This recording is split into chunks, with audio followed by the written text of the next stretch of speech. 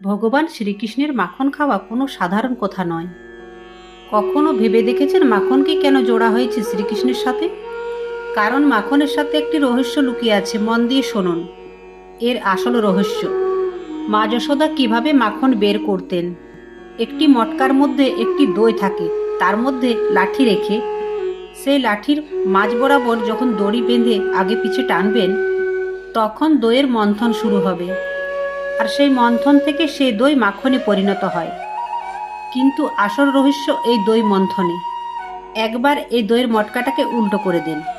এবার দেখুন, এই যে দইয়ের মটকা, এটা আপনার মাথা, আর এর মধ্যে যে লাঠি রাখা রয়েছে এটা আপনার মেরুদণ্ড, আর এর উপরে যে দড়ি বাঁধা রয়েছে সেটা আপনার নিঃশ্বাস, যা ভেতরে বাইরে হচ্ছে।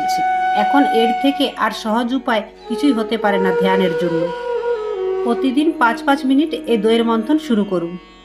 আপনার চোখ বন্ধ করে বসুন, তারপর ধ্যান কপালে মাঝখানে লাগান। এবার আপনার দণ্ডটিকে মানে শ্বাসকে দড়িতে বেঁধে দিন, যা ভেতরে বাইরে হচ্ছে। এবার এতে কি হবে তাহলে শুনুন।